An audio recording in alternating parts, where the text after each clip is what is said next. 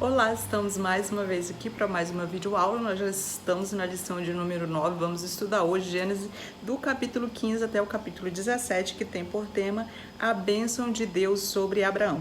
O texto áureo vai dizer: então conduziu até fora e disse: olha para os céus e conta as estrelas, se é que o podes. Ele disse: será assim a tua posteridade. Gênesis capítulo 15, versículo 5. A verdade prática vai dizer: a presença e a companhia de Deus nos trazem segurança na caminhada. Então, só para nós entendermos bem o contexto dessa história que nós vamos estudar hoje, nós precisamos fazer, digamos que uma espécie de resumão do capítulo 14, que foi o único capítulo que nós não estudamos, onde temos o relato da vitória de Abraão sobre 4 reis, esses 4 reis que desceram da Mesopotâmia para subjugar uma rebelião de 5 reis que estava acontecendo, que é a famosa guerra dos 4 reis contra 5, né, que nós encontramos lá em Gênesis capítulo 14. E esses reis, eles desceram destruindo tudo que eles encontravam pelo caminho, eles saquearam as cidades e tomaram as pessoas como cativas. E entre essas pessoas encontrava-se Ló, o sobrinho de Abraão. Abraão, por sua vez, ele fica sabendo que Ló ele está cativo desses 4 reis e ele prepara ali na sua casa homens nascidos na sua própria casa, e ele se une juntamente com Escol, Manre e Aner. E eles se unem e vão ali lutar contra esses 4 reis e libertar e tomar os bens de Ló novamente. E apesar desses 4 reis já estarem bastante longe, mesmo assim Abraão os alcança, os derrota, Deus dá a vitória a eles sobre esses 4 reis, ele recupera todos os bens e todas as pessoas que tinham sido levadas cativas, incluindo Ló, seu sobrinho, e em seguida ele retorna para sua tenda nos carvalhais de Manre, que é ali próximo de Hebrom. E depois desses eventos, Deus aparece a Abrão, essa seria a 4ª aparição de Deus a Abrão, e Deus vai e o encoraja, Deus reforça as promessas feitas a respeito da sua descendência. É isso que nós vamos ver agora no capítulo 15. O tópico 1 vai dizer preocupações de Abrão, o subtópico 1 vai dizer sua segurança, Gênesis capítulo 15, versículo 1, que diz: depois destes acontecimentos veio a palavra do Senhor a Abrão numa visão e disse: não temas, Abrão, eu sou o teu escudo e teu galardão será sobremodo grande. Então Deus agora aparece mais uma vez a Abraão, e esta aparição agora é justamente após os referidos acontecimentos do capítulo 14, onde ele vence a guerra contra os 4 reis. E agora é interessante nós notarmos que essa é a 4ª vez que Deus aparece a Abraão, de forma que ele se manifesta a Abraão. A primeira vez foi lá em Ur dos Caldeus, que nós já estudamos, quando ele recebeu o seu primeiro chamado.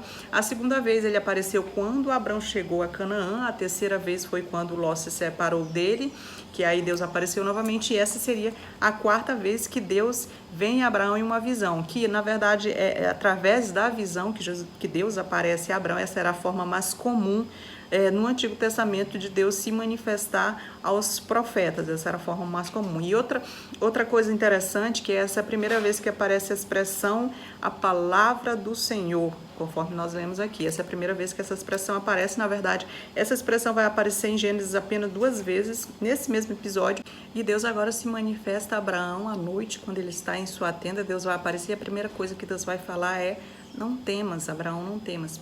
E por que Deus traz essa palavra de encorajamento a Abraão? Porque nós já entendemos que este acontecimento da aparição de Deus se deu justamente depois da vitória de Abraão sobre os 4 reis. Então, naturalmente, depois daquela euforia, passada a euforia da vitória sobre os seus inimigos, né? O entusiasmo pela vitória talvez tenha baixado um pouco. Agora Abraão, já ali quieto na sua tenda à noite, ele de repente possa ter sido tomado pelo medo. Que medo seria esse depois de uma vitória? O medo de que porventura aqueles 4 reis que foram derrotados, eles poderiam se reunir, se reagrupar e vir contra Abraão novamente, procurando vingança. Quem sabe medo de que os cananeus, agora que eles sabem do poder de Abraão ali, que se Abraão quisesse, ele poderia se juntar e derrotar os cananeus e tomar aquela terra. De repente, Abraão se deixou dominar por esse medo ali naquele momento, e é nessa hora que Deus lhe aparece dizendo: Abraão, não tenha medo. Então essa é uma palavra de encorajamento que Deus traz nesse momento para Abraão. E a segunda coisa que Deus diz, e que é a razão pela qual Abraão não deveria ter medo, é essa declaração onde ele diz: eu sou o teu escudo, essa segunda declaração que ele faz aqui, conforme podemos acompanhar na revista, eu sou o teu escudo. E a ideia de escudo aqui ela é muito clara, porque o escudo era parte das armaduras dos soldados e protegia os guerreiros nas guerras contra flechas, contra lança, contra dardos, contra pedras, contra espadas. Então o escudo era uma proteção e era uma peça extremamente importante no campo de batalha. Então, como um escudo, então Deus haveria de proteger Abraão ali, ele dá a segurança que Abraão precisava naquele momento que ele estava com medo. Então, a terceira declaração que ele dá é: e o teu galardão será sobremodo grande. O teu galardão será sobremodo grande, ou seja, eu te darei uma grande recompensa. Lembrando que esse episódio se deu depois que Abraão venceu os 4 reis, e depois disso, se a gente for ler mais a fundo ali, a gente vai ver que Abraão ele recusou os despojos de guerra que o rei de Sodoma sugeriu que ele ficasse. Ele recusou, ele não aceitou aqueles despojos de guerra, porque ele não queria que aquele rei ímpio depois chegasse a dizer que quem enriqueceu Abraão foi ele enriqueceu às custas desse rei, e por isso ele rejeitou aqueles despojos. Então, logo depois de ele ter rejeitado esses despojos, aqui ele recebe uma promessa de Deus, quando Deus diz: eu lhe darei uma grande recompensa. E essa recompensa está relacionada com as promessas que Deus havia feito para ele ali em Ur dos Caldeus, quando ele disse: sai da tua terra, do meio da tua parentela, para a terra que eu te mostrarei.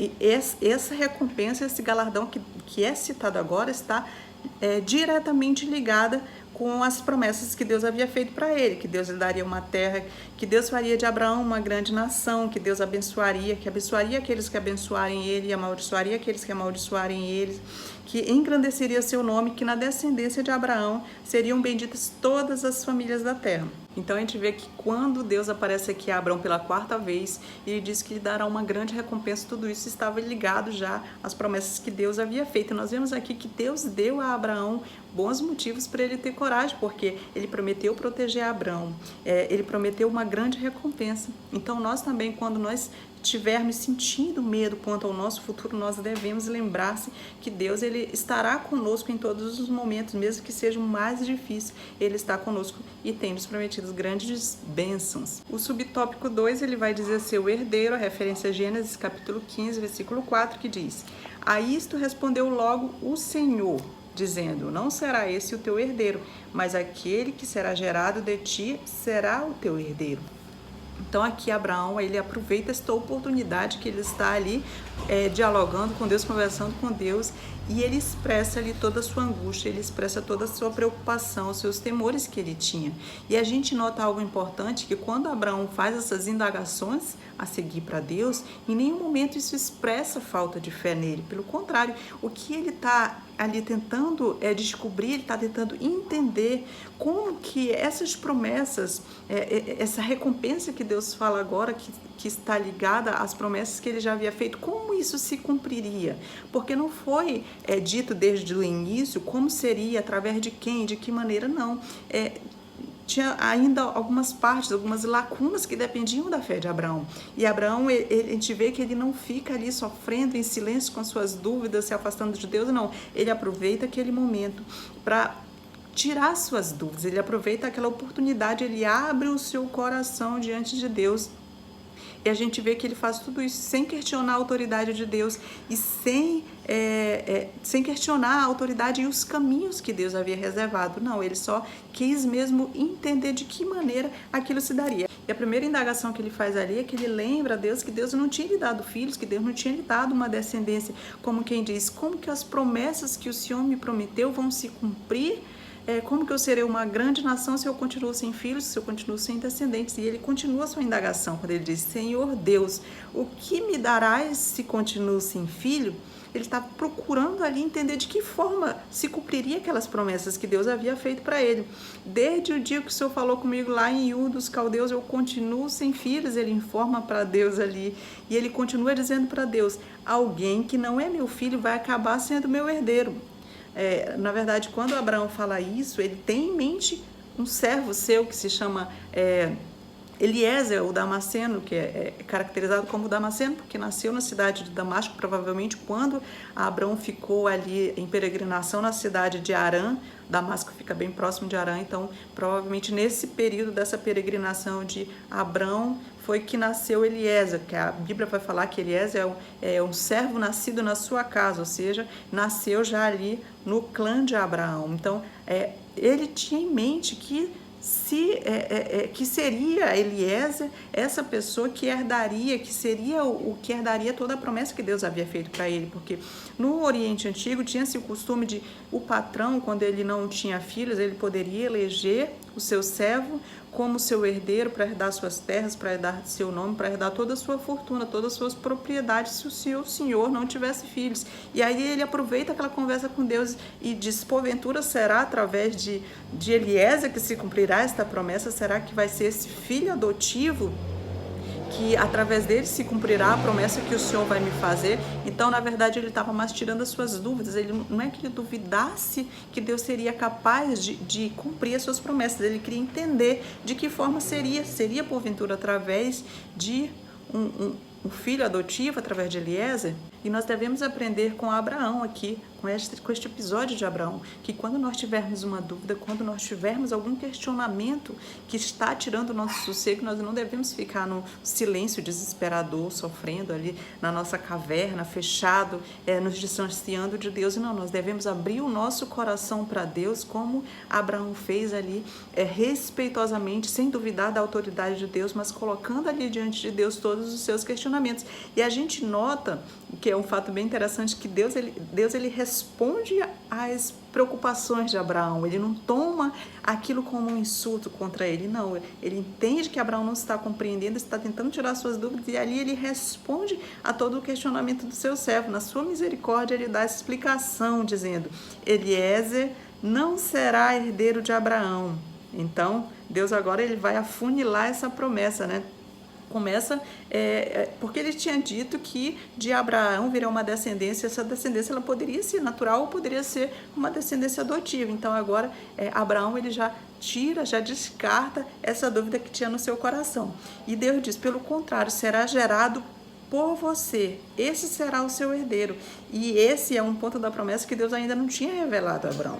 Só tinha dito que dele sairia uma grande nação, mas agora ele já tira essa dúvida de que não seria através de um filho adotivo, que seria de um filho vindo do próprio Abraão, gerado das suas entranhas. Mas Deus deixa aqui claro que alguma coisa ele vai fazer, algum milagre vai ter que acontecer com aquele idoso casado com aquela mulher estéril, porque ele diz que das entranhas dele viria o seu herdeiro. E a partir daqui Deus declara a Abraão que a sua descendência vai ser tão numerosa como as estrelas do céu. E é interessante a gente lembrar que Deus já usou uma metáfora anteriormente, quando ele disse a Abraão, quando falou com ele pela terceira vez, que ele disse: a tua descendência será tão numerosa como as areias do mar. E agora, novamente, ele usa uma metáfora dizendo que a tua descendência será tão grande quanto as estrelas dos céus. E é interessante notar que Deus usa sempre ajudas visuais para fortalecer a fé do homem. Quando o homem tem certa dificuldade em compreender as promessas de Deus, normalmente ele usa o auxílio das ajudas visuais para o homem compreender melhor sua vontade. E agora, no versículo 6, nós encontramos a declaração que Moisés faz a respeito de Abraão, dizendo que Abraão é justificado pela fé, ou seja, Deus atribui a justiça a quem crê nas suas promessas, isto é, pela fé. E essa é a primeira vez que a palavra crer aparece na Bíblia. E esse texto, ele serve de base para os autores do Novo Testamento desenvolveram o conceito de justificação pela fé. É usado muito, inclusive, pelo apóstolo Paulo, quando nós vamos encontrar lá em Romanos, capítulo 4, versículo 3, quando Paulo disse: Abraão creu em Deus e isso lhe foi imputado como justiça. Então, Paulo aqui está fazendo uma citação de Gênesis para defender a sua argumentação de que a justificação é pela fé e não pelas obras da lei. E ele vai fazer isso também na carta aos Gálatas, capítulo 3, versículo 6, que foi escrita para ensinar justamente isso, que nós somos justificados pela fé e não pelas obras da lei. E isso é o caso de Abraão. Paulo diz que creu em Deus e isso foi-lhe imputado por justiça. Ele está aqui fazendo uma citação direta ao livro de Gênesis, que nós estamos, esse episódio que estamos estudando. E também Tiago, capítulo 12, versículo 23, quando diz: e se cumpriu a escritura que diz, Abraão creu em Deus e isso lhe foi imputado para a justiça, e ele foi chamado amigo de Deus. Essa passagem ela serve de base também para os entendimentos neotestamentários. Deus ele justifica pecadores não por obras da lei, mas mediante a fé em Cristo. Nós vimos que apesar de que Abraão vinha demonstrando a sua fé através das suas ações, foi na fé no Senhor e não nas suas ações que o fez justo diante de Deus. E nós também podemos ter um relacionamento com Deus através da confiança nele. As nossas atitudes externas, como frequência à igreja, como a nossa oração, como jejum, como as boas obras, elas não nos justificam diante de Deus. Um relacionamento correto ele é baseado na fé. A confiança interior de que Deus é quem Ele diz ser e que Ele irá cumprir todas as suas promessas. As ações corretas virão naturalmente como consequência da nossa fé. O subtópico 3 vai dizer a sua terra. Gênesis capítulo 15, versículo 7 vai dizer: disse-lhe mais, eu sou o Senhor que te tirei de Ur dos Caldeus para dar-te por herança esta terra. Nessa declaração aqui nós vemos que Deus ele reafirma o propósito que ele tinha com o chamado de Abraão, quando ele chamou Abraão, quando ele diz, eu sou o Senhor, ou seja, eu sou o mesmo Deus que te chamou lá em Ur dos Caldeus, eu sou o mesmo. No verso 8 aqui nós vamos encontrar que Abraão pergunta para Deus, Senhor Jeová, como saberei que hei de herdá-lo? Abraão faz essa pergunta direta para Deus. Então Abraão, a gente nota que ele buscava uma confirmação. Abraão, ele buscava uma segurança de que de fato ele estava fazendo a vontade de Deus, que ele estava de acordo com a vontade de Deus. Nós também buscamos confirmação quando pedimos a direção de Deus. Só que nós podemos ter certeza de que nós estamos na direção certa quando nós agimos de acordo com a palavra de Deus, de acordo com a Bíblia nos fala. Nós já temos a bússola, nós já temos a Bíblia. Lembrando que Abraão ainda não tinha a Bíblia para seguir. Então, essa indagação dele fazia todo sentido nesse contexto. O tópico 2 vai dizer um desvio trágico. O subtópico 1 vai dizer impaciência gera problemas. Gênesis capítulo 16, versículo 2, disse Sarai a Abrão, eis que o Senhor me tem impedido de dar à luz filhos. Toma, pois, a minha serva e assim me edificarei com filhos por meio dela. E Abraão anuiu ao conselho de Sarai. Algo que ainda estava implícito para o casal é que esse filho, que agora já se sabe que seria um filho natural, não seria um filho adotivo, mas seria um filho que viria de Abraão, ele que seria o descendente que a partir dali se formaria uma grande nação. Mas aí o casal ele ainda tem dúvidas. Será que esse filho vai vir de Sara, a sua esposa legítima? Se for pensar, seria óbvio, né, que se Deus fez uma promessa a Abraão e ele tem uma esposa legítima, o lógico seria acreditar e o óbvio é crer que esse filho viria dessa esposa. Só que aí eles passaram pelo teste do tempo, muito tempo já havia se passado, eles já tinham envelhecido e esse herdeiro não tinha vindo. Uma observação para a gente entender o que vai acontecer a partir daqui é que era costume dos povos do Oriente Antigo de que uma mulher casada que não pudesse ter filhos, que não gerasse filhos, era comum que se pegasse a sua serva e desse a seu marido para que esta gerasse filhos para sua senhora. Isso era comum e era costume desses povos. E o filho que nascesse, essa criança que nascesse do servo, ela seria considerado como o filho da primeira esposa. Ou seja, quando Sarai entrega Agar para Abrão como esposa substituta, apesar de que eles agiam de acordo com o costume da época, mas essa atitude dele demonstrava uma falta de fé no cumprimento da promessa de Deus. E mesmo diante das promessas de Deus, diante de todas as experiências que eles já tinham vivido com Deus, Sara e Abraão, eles vacilam nesse desafio, digamos assim, nesse desafio de confiar e de esperar na intervenção sobrenatural divina, porque certamente precisaria de uma intervenção sobrenatural, levando em conta já a idade avançada de Sarai, e Abraão também já não era novo. Então, aqui eles tentam tomar o controle, eles tentam administrar para que aquele cumprimento da promessa se dá. Tipo, vou aqui dar uma ajuda para Deus e as promessas deles vão se cumprir, eu vou dar um jeitinho, é mais ou menos o que eles tentam fazer. E os resultados disso são desastrosos, conforme a história vai contar. Mas Deus, na sua infinita misericórdia, ele vem salvar o final da história, pois ele tem o controle de tudo. Então, aqui no capítulo 16, Moisés, ele começa narrando 2 fatos importantes para aquilo que vai acontecer.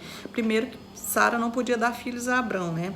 E que ela continuava estéril depois de 10 anos que Deus havia feito aquela primeira promessa lá para Abrão em Ur dos Caldeus. Desde dali nada tinha mudado, ela continuava estéril. Então, o que Sara deveria ter feito? Ela deveria ter esperado pacientemente, mesmo contra todas as circunstâncias ao redor dela. Ela deveria continuar esperando em Deus, esperando pela intervenção sobrenatural de Deus sobre a vida dela, confiando no que Deus prometeu, apesar de ter 75 anos e de continuar estéril. E é isso que Deus queria que Sara fizesse, que ela continuasse ali firme, confiando em Deus. Era isso que Deus queria que Sara fizesse, que ela esperasse com expectativa o tempo de Deus, que a fé dela se renovasse ali naquela expectativa de que a promessa de Deus se cumpriria na vida dela. E nós também devemos esperar no tempo de Deus. Então Sara pensou, ela tinha ali uma serva egípcia e ela fez essa proposta para Abrão, que Abrão tomasse a serva egípcia por nome Agar para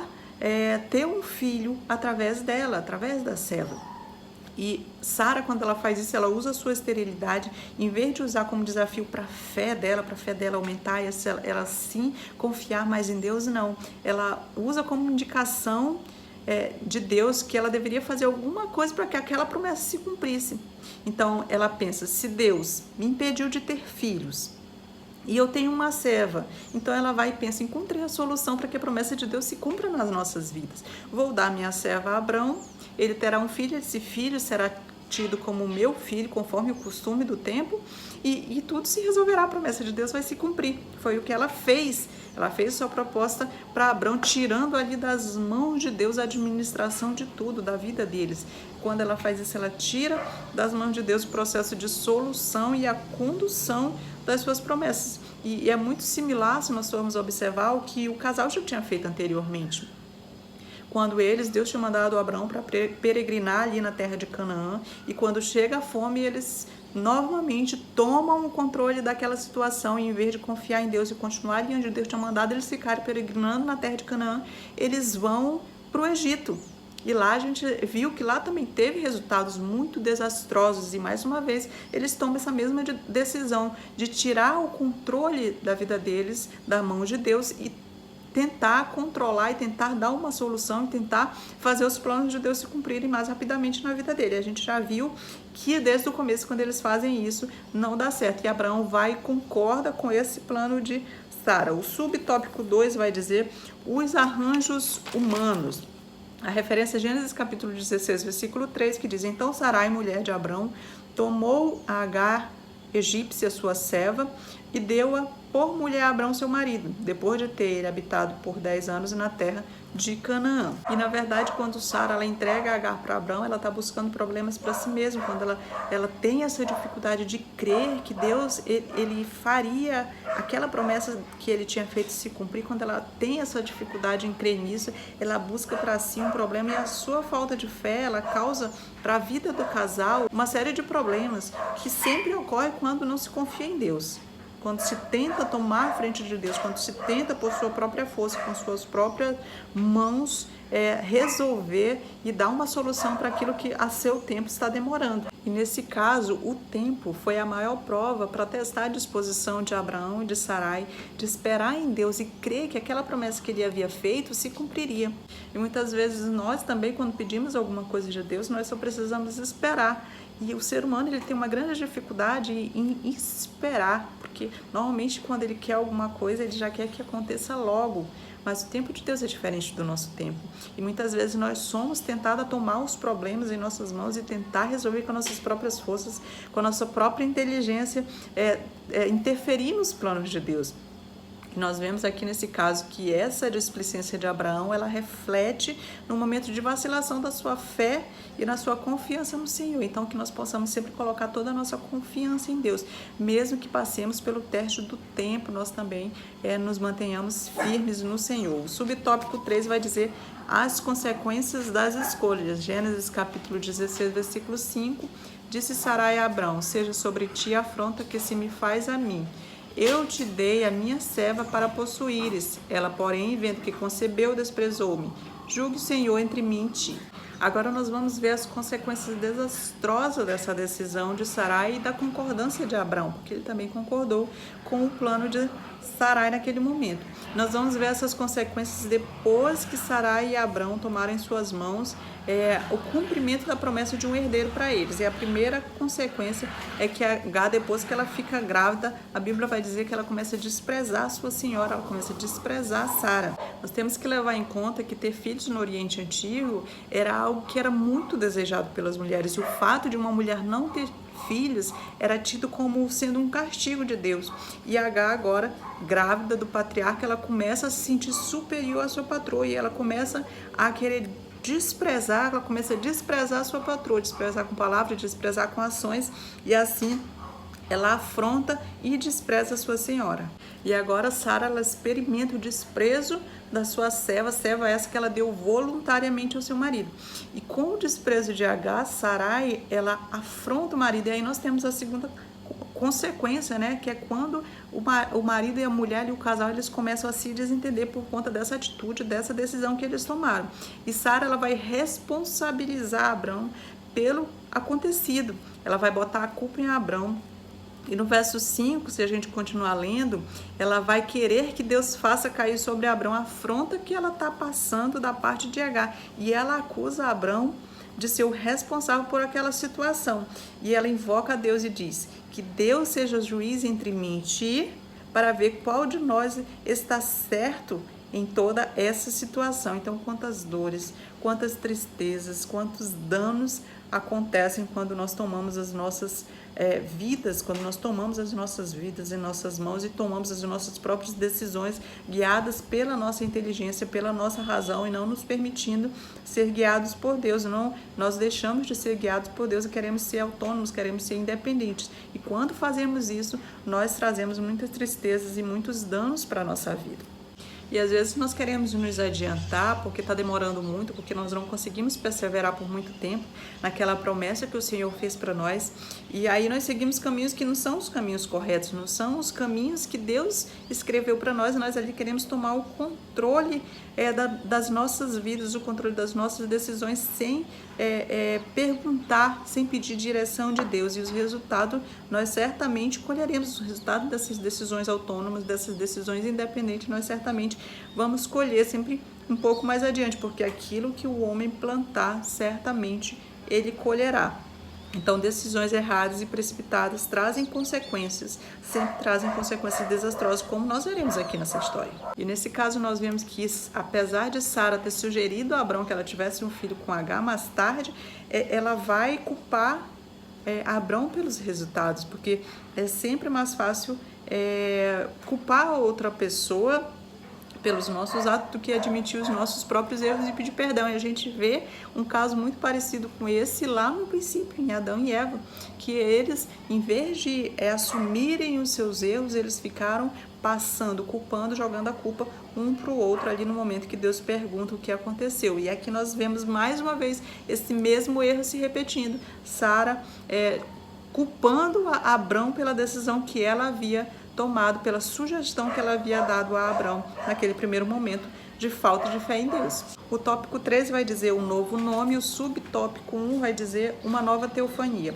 Gênesis capítulo 17, versículo 1, quando atingiu Abrão a idade de 99 anos, apareceu-lhe o Senhor e disse: eu sou o Deus Todo-Poderoso, anda na minha presença e ser perfeito. Interessante nós notarmos que Deus ele não deu o plano completo para Abrão logo ali em Ur dos Caldeus, quando ele fez seu primeiro chamado a Abrão, não. Ele foi aos poucos dando novos conhecimentos, dando novas diretrizes a respeito do seu plano, através de Abrão abençoar todas as nações da terra. Então, aqui nós temos um momento muito importante no desenrolar dessa história da redenção, que é quando Deus apresenta novos aspectos a Abraão. Daquela aliança que ele tinha feito lá em Ur dos Caldeus, agora começa a se desenrolar e Abraão começa a entender um pouco mais a respeito dessa promessa que Deus havia feito a ele. Aqui nós vamos encontrar o relato dessa aparição de Deus ao patriarca Abraão, que já tinha agora 99 anos, né? Já faziam 13 anos do episódio anterior que nós vimos, quando a Sara deu a Agar para ter um filho com Abrão. Passou-se 13 anos a partir dali, agora Ismael já nasceu, já tem 13 anos de idade, quando Deus aparece a Abrão nesta visão. E a essa altura, Sara com certeza já tinha perdido completamente as suas esperanças de dar um filho a Abraão. E agora Deus vai e Deus aparece a Abrão, e Abrão com certeza também, se nós formos pensar um pouco, certamente ele já estava pensando que o filho da promessa que Deus havia feito a ele seria Ismael. Ele já imaginava que era Ismael aquele filho que Deus tinha dito que através dele faria uma grande nação, os descendentes de toda a terra seriam abençoados. Abraão com certeza já imaginava que era Ismael que se encaixava nessa promessa. Então agora Deus passa 13 anos para falar com Abraão, e talvez esse tempo tenha sido até proposital, para contrastar até com a pressa que o casal tinha em receber essa promessa, em chegar a esse herdeiro. E eles ali se apressam para receber essa promessa e usam meios que são meios carnais, não meios. Eles decidem não esperar em Deus e tomar as suas próprias decisões e fazer os seus próprios meios para chegar àquela promessa que Deus havia feito para ele. E agora Deus leva 13 anos para aparecer novamente a Deus, mostrando ali para eles e lembrando para eles que o tempo de Deus é diferente do nosso tempo, que o nosso tempo não é como o tempo de Deus. E aqui Deus se apresenta primeiro como Deus Todo-Poderoso, que no hebraico o Deus é o Shaddai, né? Então aqui ele está apontando para a sua onipotência, ele está apontando para o seu poder e para a sua suficiência em cumprir todas as suas promessas, dizendo que ali ele não precisa de nenhuma ajuda humana, que as suas promessas vão se cumprir independente das decisões do homem, mesmo que essas decisões sejam erradas.